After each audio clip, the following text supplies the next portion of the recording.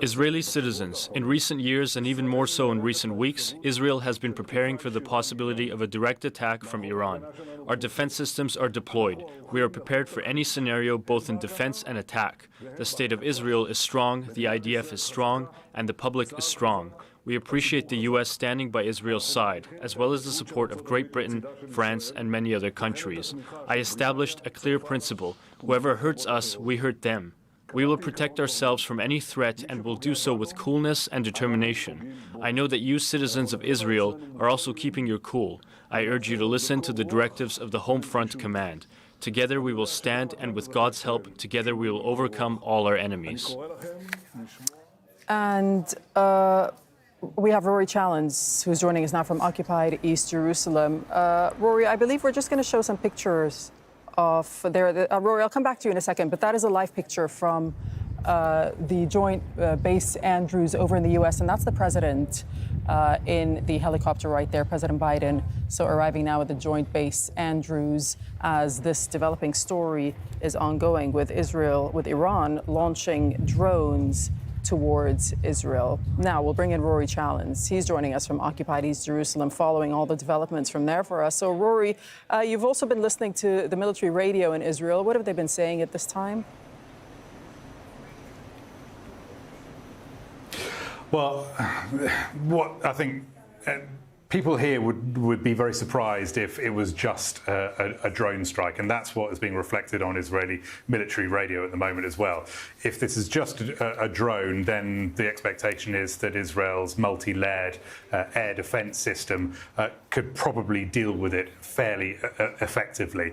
But they don't think that it will be just drones. They think that Iran will most likely use drones as an initial barrage, and then there might be a follow-up with ballistic or cruise missiles. Now, Iran will have been watching what's been going on in Ukraine very closely over the last year or two. And what the Russians have been doing is exactly that.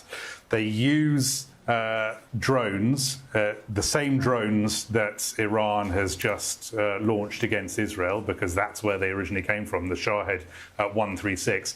They send in those drones, the Russians, to Ukraine to deplete the air defense batteries. And once those air defense batteries are low on their air defense missiles, that's when they send in ballistic missiles or cruise missiles, and the air defense batteries have nothing left in them to shoot those down. So it means there's a greater chance that the missiles, be they cruise or ballistic, get through and hit their targets. Now, Israel has a much better system of air defense than Ukraine currently has. It has a multi-layered defense system, which includes Iron Dome, which we all know about because that gets set off very frequently to deal with rockets when they come from Hezbollah in Lebanon, and also launched by Hamas in Gaza. But there are other air defense systems that Israel has as well, one called David Sling and another one called Arrow 2 and Arrow 3. And together these make up a kind of what's called a multi-layered air defense system, which means that they deal with different threats in different ways. Now, Israel's air defense systems have been well tested against things like rockets, Katyusha rockets, that sort of thing. They're less well tested against cruise missiles, and they're less well tested against drone swarms as well. So there is a big question at the moment about how well Israel's air defense can deal with the kind of things that are just being launched against it, and we will see when they arrive. And that is believed to be probably in about 6 to 9 hours' time, which is the duration that it takes for the drones to get from their launch sites in Iran to Israel, assuming that there haven't been any launched from closer by. Okay, Rory, stand by for just a moment. I'm going to bring in Heidi Z Castro joining us from Washington. You're looking at the live picture there of President Biden now arriving at the joint base Andrews over in the U.S. So, I mean, President Biden, Heidi, will be keeping a very close eye on the developments. He'll be getting regular updates. Have we had any official reaction from the White House amid all of this going on? Well, we've had confirmation from a National Security Council spokesperson that indeed the U.S. says Iran has launched this drone strike toward Israel, and President Biden cutting short his plans this weekend at his vacation home, and now hurrying to get back to the White House for a meeting with his National Security Council at the highest of levels. This meeting will include the U.S. Defense Secretary as well as the Secretary of State. And Biden has been getting continuous updates about this unfolding situation, according to the National Security Council spokesperson, as he's making his way back to the White House, and that the U.S. is in constant communication with Israeli officials and its partners and allies. This coming just as we've known that Lloyd Austin, the U.S. Secretary of Defense, has been in constant communication with Israel's defense minister. Earlier, a statement from the Pentagon saying the U.S. once again recommitted its, quote, unwavering U.S. support for Israel's defense. Now we will see how that coordination, how that response may unfold. Netanyahu's differences over the way that Israel has been waging its war on Gaza apparently now set aside as the two partners respond to this attack from Iran in a coordinated manner. Yeah, and I mean, we'll have to, I guess, wait and see what that manner would be. But do we have any idea, based on recent comments, how that reaction will actually play out? The Pentagon and the White House has been very mum on that. Obviously, it's something that we are all wondering. What we can look at, though, is the U.S. Reordering or moving around its military assets in the region. Exactly how, they have also not shared publicly. However, we know warships, U.S. warships as U.S. Warplanes have been reconfigured in the region. At the time it was announced, saying that it was to protect U.S. forces and also to deter this type of escalation from Iran. Now that this moment appears to be unfolding, we will soon find out how the U.S. is planning to respond to this, to come to Israel's defense, as its top officials have vowed. Okay, Heidi, I'll let you go for now. And that is a live picture, once again, of the U.S. President Joe Biden, now arrived at the joint base Andrews over in the U.S. So, of course, we'll cover any reaction out of the U.S. and bring it to you. Once again, we'll bring in Rory Challis, who's joining us from occupied East Jerusalem. So, Rory, was this sort of attack expected in Israel and at this time?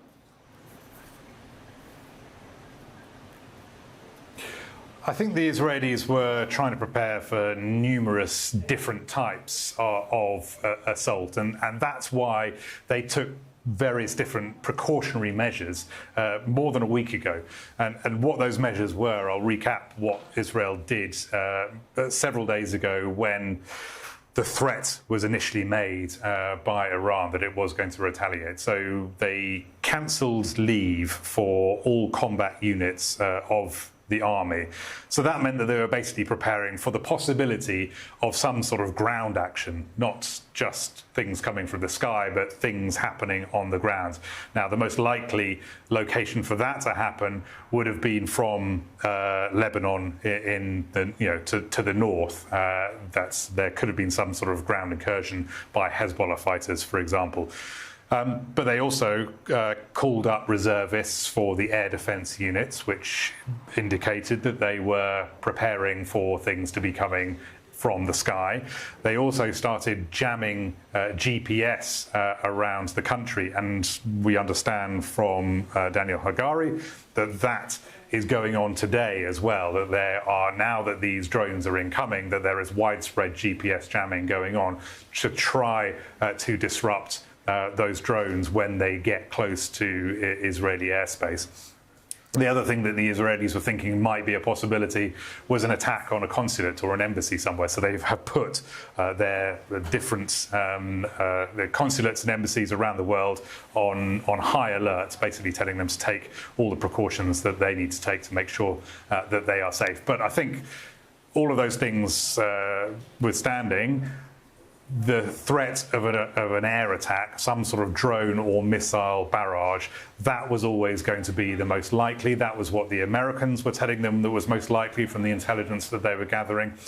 That is why we have had a visit to Israel over the last couple of days from the general in charge of US Central Command to liaise with the Israeli military about what to do with intelligence sharing, signals intelligence, all the kind of things that America's high-tech military is well suited to do. They were sharing that information with the Israelis, and the assumption was that it was likely to be some sort of combined attack by drones and cruise or ballistic missiles. And Rory, we're hearing as well, or can you confirm then that Israel has indeed closed its airspace?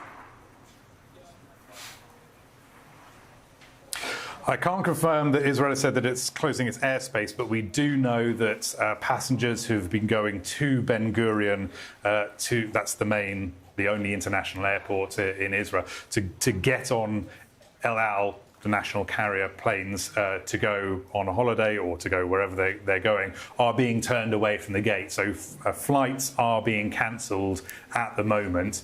I can't confirm whether airspace in general is being shut down for the whole of the country. But we do know that Jordan, next door, has shut down its airspace. We know that Iraq has shut down its airspace as well. These are the countries that these drones are going to be passing through on their route from Iran to Israel. So airspace is being shut down across the region, and we understand that Benjamin Netanyahu was meeting with the War Cabinet this evening. He was also meeting with the Security Cabinet, at which they were going to discuss whether or not to shut down airspace. But yes, passengers are being turned away from flights at the moment, and flights are being cancelled.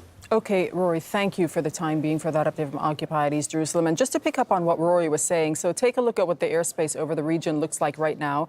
There it is.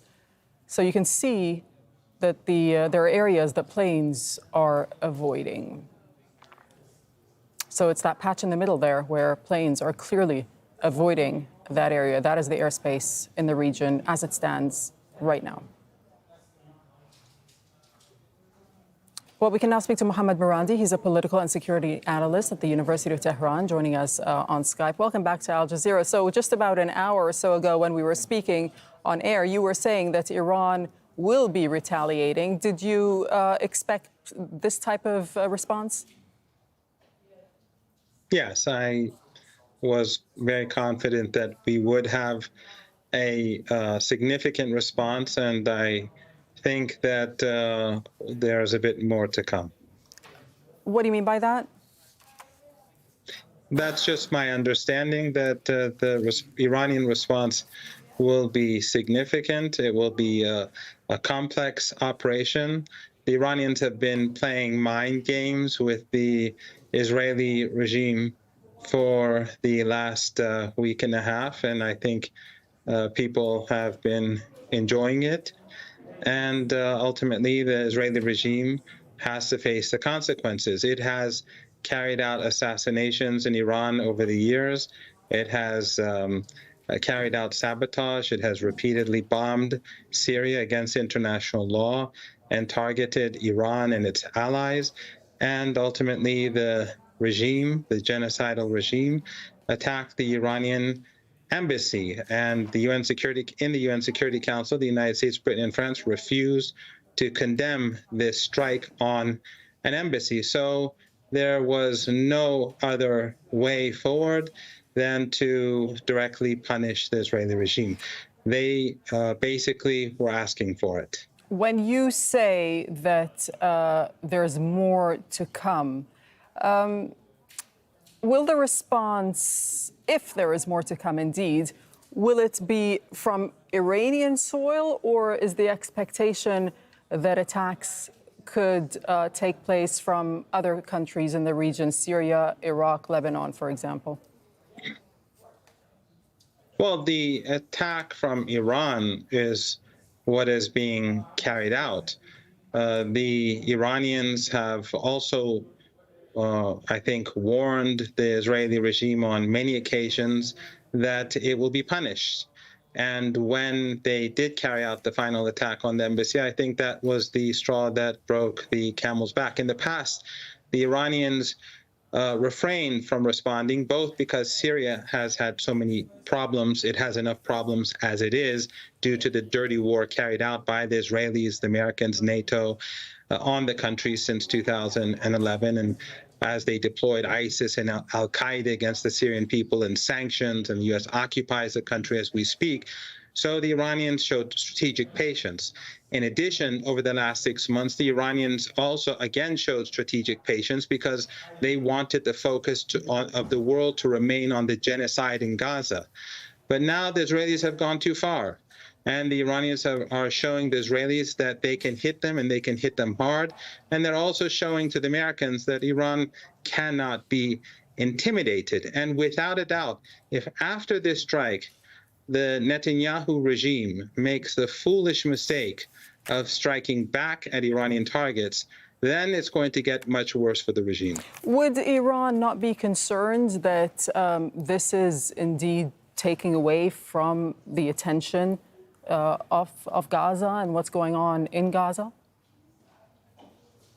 Iran has made huge sacrifices for the Palestinian people for decades. We all know that the resistance in Palestine, who's supporting it. We all know who's supporting the resistance in Lebanon and who's supporting the resistance in Iraq and Syria and Yemen.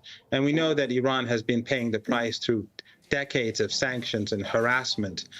But the Israeli regime has struck an Iranian embassy, and that is Iranian sovereignty. If Iran does not respond to this rogue regime, tomorrow it will strike another embassy. The day after, it will strike yet another embassy. So since the UN Security Council, since the British, the French, and the Americans support the bombing of Iranian embassies, the Iranians have no option but to make the Israeli regime pay the price, and it will pay the price of what it also did in the past. What impact do you expect these drone attacks to have? I mean, we're just hearing from, this is according to the Reuters news agency, who's reporting that Jordan's air defenses, Jordan, of course, have closed their airspace. Jordan's air defenses were ready to intercept and shoot down any Iranian drones or aircraft that violate its airspace. Well, I think history will remember where everyone stood during the Gaza genocide, who was supporting Gaza, who was supporting the Palestinian people, and who was doing business and trade with the Israeli regime. This will be for the history books. But the Iranians, their attack on the Israeli regime is substantial. The hope and expectation is that there will be damage to the regime, and we may see more than just drones. Is Iran prepared for a possible Israeli retaliation, again, possibly in coordination with the United States? A very, very, very small part of Iran's arsenal is being used tonight. And if the Israeli regime attempts to strike back, it will be hit even harder. And if the Americans make the stupid mistake of carrying out aggression, they will lose Iraq, they will lose Syria, and any country that hosts American bases, they will be sorry for it. But the United States and the White House has already said that the U.S. will support Israel's defense against any airborne attack from Iran. This is what we're hearing right now. Well, as I told you, the United States is a regime that is a partner in this genocide, or in this Holocaust, as the Brazilian president and many others have called it, comparing it to what the German Nazis did during the Second World War. This is the European genocide. This is the Canadian genocide. This is the Australian genocide that's being carried out in front of the eyes of the world. They have no dignity, no honor, no shame, and no morals. But they know that Iran has power, and they know that Iran has the will to defend itself, as it is showing tonight. So if the United States wants the global economy to go down, if it wants oil and gas exports throughout the world to be undermined, and the price of gasoline to go through the roof, then it can make a stupid decision. But I think for the sake of self-interest, the United States will make a smarter choice. And I think also that since they have also another war going on in the Ukraine and they've sanctioned the Russians, any problem that is created in the oil or gas market will definitely help their adversary in Moscow. I mean, up until this point, we understand, Mr. Marandi, that there had been sort of diplomatic back channels and conversations that were taking place indirectly between the United States and Iran. Can you tell us about some of those conversations and the diplomacy that was going on behind the scenes?